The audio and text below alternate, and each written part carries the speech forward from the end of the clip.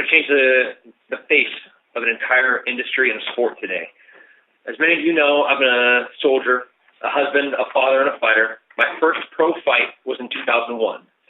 I've seen MMA grow from being a niche sport to one of the most largest and successful, most watched sports in the world.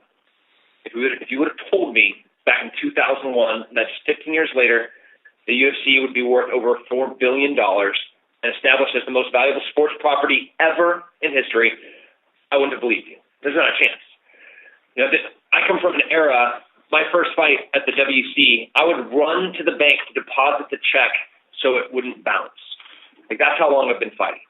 I would have hoped that with this level of shocking success that we achieved where we are now, this extraordinary profit generated, by the fighters, my brothers and sisters who bleed and sweat every single day in the octagon, in the gym. If you would have told me that this level of a success would have happened, I would have thought that it would have been shaped a little bit differently. We're the ones that pack the stadiums. We're the ones that drive incredible pay-per-view buy rates. The guys that are seated right now around me, the ones that have bled in the octagon, that have taken last-minute fights, day before it even changes, guys like myself trying to fight for a different opponent, and we're responsible for the hundreds and millions of dollars in sponsorships worldwide, that we would have been given a fair share. You know already that MMA is a tough sport. Like football, short and long term, being a pro MMA fighter does not paint a very pretty picture for your future. We're warriors. This is what we know, and this is what we want to do. This is our dream. I dream of being a UFC middleweight champion. The vast majority of UFC fighters end up completely forgotten, disregarded, with nothing to show for their battles. What we're doing today isn't about me, it isn't about Cain, it isn't about Cowboy, it's about the yesterday and the today's fighters. Those that are going to end up with nothing. No savings, no insurance, no pension, no safety net of any kind. The only thing most can be sure of is that they're going to have a lifetime of dealing with the results of having fought in the octagon. Their hands, their knees, their hips, their shoulders, most importantly, their brains. For the UFC, I will be seen as a villain right now, like I was when I came up for the performance enhancing drug problem.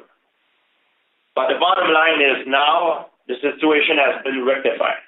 And if I come here talking about these problems that we have now, it's because I want the situation to be rectified and I want everybody to be happy on both sides. I'm one of the rare fighters that came out and who's healthy and wealthy nowadays. I can't say that about most of the guys. If I didn't fight yet, it's because the situation wasn't fair for me. Most of the sport, it's 50-50, promoter, athlete. For us, we have around 8%.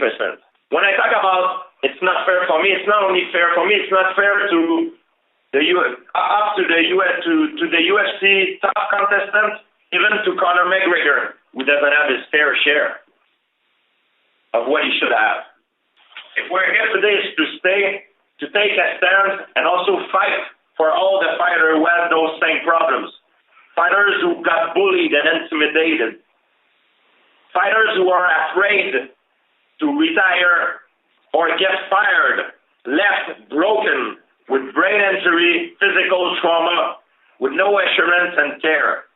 Don't forget that UFC without fighters, it's only 3 letters of the alphabet. Years ago, you asked me to speak up. I probably wouldn't have because I'd be in fear that UFC would maybe bench me or fire me. And I think that's a big fear in a lot of fighters out there. So I'm glad to sit here with these solid guys and champions and people who are been in the sport for a long time. So I feel good to speak up and say, but just the healthcare and the pension and the what do we do next and the what do we even do right now? That's the part to me that I think needs to be heard. And our medicals, we get X amount of dollars to fight, but then you see there's $10,000 of medicals taken out of all of our things. I think that's something we should address and pension and surgeries and people getting hurt. There's just so many things that I want answers to, and I want to sit here, and so that's why I'm here today with you guys. I'm here hopefully standing for the 500 fighters in UFC, saying, you know what, Son County, we'll stand with you and we'll make this happen.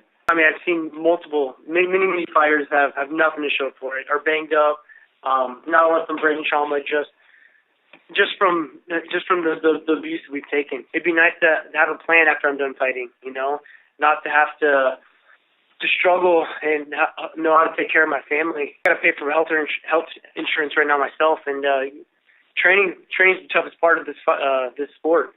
You know, you don't get hurt in your fights always. You get hurt in training. There's so many hours I put into the gym, so much sweat, blood, and tears that I put in and get injured all the time that I got to go and pay for. And I'm out there putting my life on the line, and it'd just be nice to have reap some reward from it. You know, to hear that we only get paid 8% of what the UFC brings in is just crazy to me.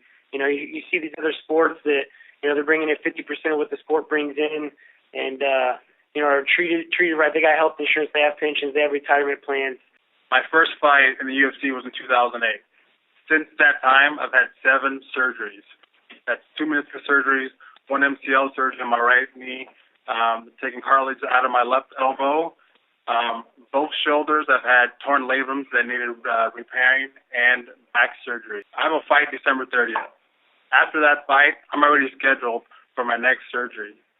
And it's not just me, it's other UFC fighters that are going through the same thing, that have gone through the same thing. And for us in the future, there is no post-retirement health plan. That's why I think it's important for what we're doing now, us fighters coming together and having the rest of the UFC roster, the fighters come together to make our lives better now and in the future.